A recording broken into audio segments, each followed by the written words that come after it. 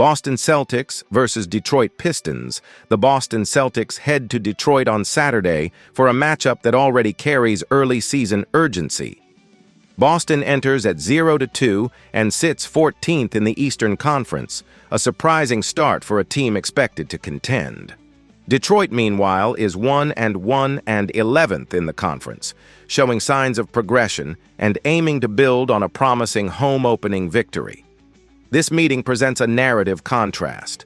A title aspirant still searching for rhythm versus a young, energetic team, hungry to prove that last season's struggles are behind them. With both teams navigating injuries to key rotation players, this early season test offers intrigue, pressure, and an opportunity for one side to establish tone and momentum. While there's no pitching matchup in basketball, the backcourt duel sets the stage. Boston's guard rotation may be compromised, with Derek White and Jaylen Brown both listed as game-time decisions. If either is limited, more offensive responsibility falls on the remaining starters, and Luka Garza also questionable. Detroit counters with a guard core that mixes veteran craft and youthful potential. Marcus Sasser and Caris LeVert are both game-time decisions, leaving their perimeter creation uncertain. If either sits, Detroit's ball-handling burden shifts to secondary playmakers and spot-up shooters, increasing pressure on young talent like Jaden Ivey, who is ruled out until late November. In a game that could be dictated by tempo and perimeter scoring, the healthier backcourt may ultimately control the outcome. Offensively, Detroit holds the early season edge. The Pistons are averaging 113.0 points per game on 45.5% shooting, displaying improved spacing and shot creation. Their 27.5 assists per outing indicate a more cohesive offense capable of generating rhythm scoring rather than relying on isolation. Boston, meanwhile, is at 105.5 points per game and shooting just 43.9%, struggling to find efficiency. The Celtics' ball movement is solid at 17.5 assists per game, but their offensive sets have lacked fluidity late in games, reflected in two close losses to New York and Philadelphia. Boston's star forward Jason Tatum remains the focal point, but with him sidelined long-term until April, the Celtics must rely on a collective scoring approach and strong bench contributions to fill the void. Recent form suggests Detroit carries the momentum. The Pistons won their last outing 115-111 against Houston, showing late-game composure and improved defensive execution. Their previous contests include a narrow loss to Chicago and an impressive high-scoring win over Washington, demonstrating both resilience and offensive upside. Boston's last two games have ended in heartbreak, losing 105-95 to New York in their most recent showing after falling 117-116 to Philadelphia.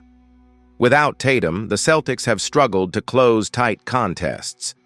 Defensive intensity remains Boston's backbone, with 8.5 steals and 5.5 blocks per game, yet lapses during opponent runs have proven costly. In the standings landscape, this matchup carries early implications. Boston risks dropping further into an unexpected hole in the Atlantic Division, currently trailing undefeated New York and Philadelphia. A third straight defeat would heighten pressure and invite narrative concerns about depth and offensive identity. Detroit, fourth in the Central Division, has the chance to climb, aiming to stay within reach of early leaders Milwaukee and Chicago. For a young roster seeking belief, a win over a conference heavyweight, even one short-handed, could accelerate confidence and expectation. Injuries loom large. Boston is without Tatum long-term, while Brown, White, and Garza remain uncertain. Detroit will miss Ivey, and Sasser and LeVert's statuses will influence rotation stability. Depth will matter, particularly at guard, and bench scoring may swing the result. The Celtics' offensive identity continues to evolve without Tatum, putting greater emphasis on spacing and secondary playmaking from Hauser and Pritchard. X factors include whether Boston can find a late game closer by committee, Detroit's ability to maintain ball movement against elite defensive schemes, and which team controls the three-point margin, a decisive metric in their recent meetings. Prediction: Detroit enters healthier, more in sync offensively, and riding positive momentum at home. Boston's defensive pedigree keeps it competitive, but without Tatum and with potential backcourt absences, the Celtics face an uphill climb. Expect a tight contest, but Detroit holds a slight edge to prevail in a competitive finish, leaning on balanced scoring and late-game execution to seal the outcome in front of an energized home crowd. After analyzing both teams, my pick for this match is Detroit Pistons winner. Drop your thoughts and predictions in the comments box. New York Knicks versus Miami Heat. The Eastern Conference rivalry reignites in South Beach as the undefeated New York Knicks face the Miami Heat at Kaseya Center in a clash of contrasting early-season narratives. The Knicks, off to a 2-0 start and sitting atop the Atlantic Division, look to extend their momentum behind their newfound offensive rhythm and improved spacing. Miami, meanwhile, enters 1-1 but has shown flashes of explosive scoring despite a shaky defensive start. Both franchises have playoff ambitions, and this first meeting of the season offers an early measuring stick for two teams built around star power and competitive fire. In this matchup, the Knicks bring a balanced, grinded-out identity, averaging 112 points per game while holding opponents to manageable scoring totals. Miami, on the other hand, has leaned into pace and precision, leading with a blistering 133.5 points per game on 51.3% shooting, the best in the conference through two contests. While New York's physical defense and rebounding strength define its approach, Miami's offensive tempo and backcourt creativity create a clash of styles that's likely to test both benches and defensive discipline. At the heart of New York's surge is its front-court depth. Karl Anthony Towns, listed as day-to-day, has been the team's focal point when healthy, stretching the floor with his shooting while anchoring the paint alongside Mitchell Robinson, who is expected to return from a minor injury. Guards Jalen Brunson and R.J. Barrett have led the charge early, combining for nearly 45 points per night and controlling tempo with disciplined playmaking. Brunson's ability to manipulate switches against Miami's zone defense will be key, especially against a Heat team that thrives on forcing turnovers. Miami's offense revolves around Jimmy Butler's leadership and Bam Adebayo's inside presence, but their perimeter production has been inconsistent due to injuries. Tyler Herro's absence until mid-November removes one of their primary shot creators, while Terry Rozier's month-long injury leaves the Heat without a key secondary scorer. Expect the Heat to rely heavily on Butler's isolation scoring and Adebayo's mid-range facilitation, with rookie guard Kasparas Jakutionis out until October 28th, soon to rejoin the rotation as another ball handler. The Heat's strength remains efficiency. Despite their 1-1 record, they're converting over half their field goals and averaging 30 assists per game, showing elite ball movement and chemistry when in rhythm. Recent form tells two different stories. The Knicks opened their campaign with back-to-back wins against Cleveland, 119-111, and Boston, 105-95, displaying defensive control late in games and balanced scoring across the lineup. Their preseason inconsistencies have faded, replaced by sharper rotations and improved bench output. Miami, meanwhile, followed a frustrating 125-121 loss to Orlando, with a thrilling 146-114 win over Memphis. The Heat's defense has yet to settle, allowing 120-plus points in both games, but their offense has shown championship-caliber explosiveness when the transition game clicks. In the standings, New York currently shares the Atlantic Division lead with Philadelphia, both unbeaten, while Miami sits second in the Southeast, trailing Charlotte by win percentage. For the Knicks, this matchup represents a chance to solidify early dominance and prove their road mettle. For the Heat, it's about regaining balance before embarking on a tough upcoming stretch that includes matchups with Milwaukee and Boston. While it's far too early to talk playoff seeds, both teams understand that head-to-head tiebreakers in the East could matter by April. Injuries could heavily influence this matchup. The Knicks may miss key contributors. McBride and Hart are game-time decisions, and Towns' status is unclear. Their absence would strain New York's perimeter depth and rebounding against Adebayo's energy. For Miami, the losses of Harrow and Rozier strain the guard rotation, putting pressure on Butler to initiate offense, and on role players like Duncan Robinson and Jaime Jaquez Jr. to step up. The X factors center on execution and endurance. New York's fate rests on Brunson managing Miami's pressure defense and Barrett sustaining his drives. For Miami, Adebayo's passing under pressure and Butler's foul drawing could set their tone. Bench scoring may tip the scale, with DiVincenzo and Grimes needing to counter Miami's spacing and pace. Prediction: expect a tight, physical clash. Miami's home energy and efficiency give them an early edge, but New York's defense and late-game poise make them slightly more dependable. If Towns plays, the Knicks hold the interior advantage. Without him, Miami's tempo may prevail. Projected result: Knicks 112, Heat 108, NYK 54%, MIA 46. After analyzing both teams, my pick for this match is New York Knicks winner. Drop your thoughts and predictions in the comments box. Indiana Pacers versus Minnesota Timberwolves. The Indiana Pacers, 0-2, 15th in the Eastern Conference, travel to Minneapolis to face the Minnesota Timberwolves, 1-1, 7th in the Western Conference, in an early cross-conference matchup with contrasting motivations. The Pacers are searching for their first win of the season after back-to-back losses marked by defensive breakdowns and inconsistency in late-game execution. Meanwhile, the Timberwolves return home looking to rebound from a disappointing 128-110 defeat to the Lakers, hoping to reassert their defensive identity in front of their crowd at Target Center. For Minnesota, this is about setting the tone as a potential Western Conference contender. For Indiana, it's about avoiding an early season hole that could sap the energy from a young roster still developing chemistry. While basketball lacks the single-pitcher duel that defines baseball, this matchup does offer a clash of offensive tempos and defensive philosophies.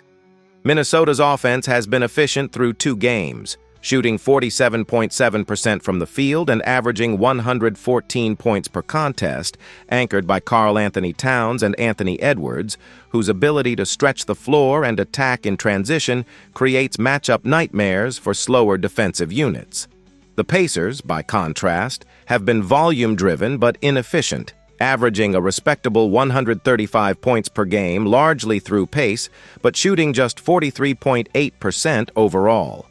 Tyrese Halliburton has been the offensive orchestrator, posting double-digit assists but struggling from deep, while Benedict Matherin's potential return from a minor knock could provide much-needed scoring on the wing. Minnesota's balanced front court of Towns and Rudy Gobert should control the boards against an Indiana team that has been out-rebounded in both losses. Offensively, the Pacers rely heavily on transition play and spacing, but poor shooting efficiency and turnovers have undermined their efforts. In their most recent game against Memphis, Indiana fell 128-103, conceding 60 points in the paint and allowing the Grizzlies to dominate second-chance opportunities. Their earlier loss to Oklahoma City in a 141-135 double overtime shootout exposed defensive fatigue, particularly in rotations and closeouts. The Pacers' bright spot has been their passing.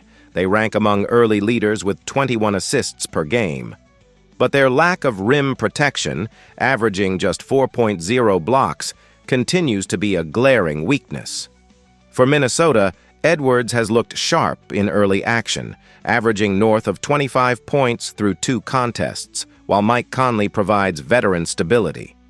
Their ball movement has produced 22.5 assists per game, and their ability to balance perimeter shooting with post play makes them a multidimensional threat. Recent trends strongly favor Minnesota. The Timberwolves' last 5 include a dominant 118-114 win over Portland and preseason tune-ups against Chicago and Guangzhou that showcase their defensive potential when fully engaged. They rank second in their division behind Oklahoma City and boast a +7 turnover differential through 2 games. Indiana, meanwhile, is trending downward after losing 5 straight dating back to preseason, including lopsided defeats to San Antonio and Memphis. Their defensive lapses have allowed an average of 131.8 points over that stretch, the highest in the Eastern Conference. The Pacers' inability to contain star wings like Shai Gilgeous-Alexander and Desmond Bane suggests that Edwards could be in for another explosive night. Injuries affect both teams, but impact Indiana more. The Pacers are short-handed in the backcourt with Nembhard and Jackson sidelined, and Furphy also out. Mathurin and rookie Talon Peter are game-time decisions that could shape their offense. Minnesota lists rookie Rob Dillingham as questionable, but veterans Conley and Alexander Walker provide solid depth in his place. From a standings view, this matchup means more for Indiana, still winless in a tough Eastern Conference. The Pacers trail Milwaukee and Chicago by 2 games, while Minnesota's division race remains open behind Oklahoma City. A Timberwolves win would solidify their start, but an 0-3 Indiana mark would spark early questions about defense and leadership. The X factors are Indiana's 3-point shooting and rebounding against Minnesota's size and defense. If the Pacers hit from deep and avoid turnovers, they can stay competitive, but the Timberwolves' dominant front court and home court edge make them tough to beat. Edwards should attack Indiana's shaky perimeter, while Towns and Gobert control the paint. Prediction: Minnesota's depth and defensive balance give them a strong 73% win probability. Expect the Timberwolves to dictate tempo and limit Indiana's rhythm. Final score: Minnesota 122, Indiana 109. After analyzing both teams, my pick for this match is Minnesota Timberwolves winner. Drop your thoughts and predictions in the comments box. Portland Trailblazers versus LA Clippers. The Los Angeles Clippers host the Portland Trailblazers at the brand new Intuit Dome in Inglewood on Sunday, setting the stage for an early Western Conference test between 2 teams seeking traction in the 2025-26 NBA season. Portland enters at 1-1, sitting 10th in the West, while the Clippers match that mark at 1-1, positioned 6th in the conference. Both teams are navigating early season uncertainty, but their ambitions differ. The Trailblazers are shaping a youthful core post-rebuild, while the Clippers are trying to reassert themselves as contenders after an uneven 2024-25 campaign. With LA favored heavily in predictive models, holding a 69.6% win probability, this matchup presents a classic contrast between youthful explosiveness and veteran stability. Portland's offensive rhythm has been sharp in flashes, averaging 126.5 points per game, but defensive lapses have kept games closer than desired. The absence of key contributors like Robert Williams III and rookie guard Scoot Henderson, both sidelined with injuries, has forced head coach Chauncey Billups to rely heavily on young wings and secondary creators. Meanwhile, the Clippers are also short-handed, with rookie Jordan Miller out and Bradley Beal listed as a game-time decision. Beal's status looms large. His scoring and perimeter gravity could significantly alter LA's offensive flow. The Trailblazers' offensive surge has been spearheaded by emerging guard play and efficient shooting, converting 47% from the field and a sizzling 38.5 rebounds per contest. Their ball movement remains a strength, with 27.5 assists per game, though turnovers in transition have cost them late leads. LA, by comparison, brings a steadier hand, shooting 51.2% from the floor and averaging 30 assists, powered by balanced scoring and a commitment to spacing around their veteran core. The Clippers' 118.5 points per night come largely from a collective effort rather than any single star, highlighting their depth and cohesion. Form-wise, Portland's recent stretch has been turbulent. After a thrilling 139-119 win over Golden State, they dropped competitive games to Utah and Minnesota, but bounced back to even their record. Their offensive fireworks are undeniable, having eclipsed 120 points in 4 of their last 5 outings, yet defensive inconsistencies remain their Achilles heel. LA, meanwhile, rebounded from an opening loss to Utah with a convincing 129-102 win over Phoenix, showcasing their defensive potential when locked in.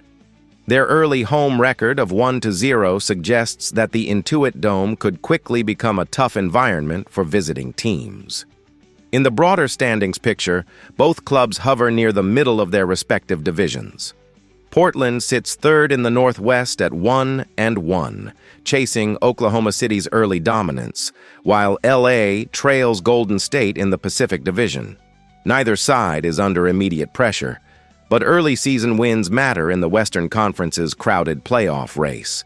A victory for the Clippers would reinforce their playoff credentials, while a road upset by Portland could signal that their rebuild may be ahead of schedule.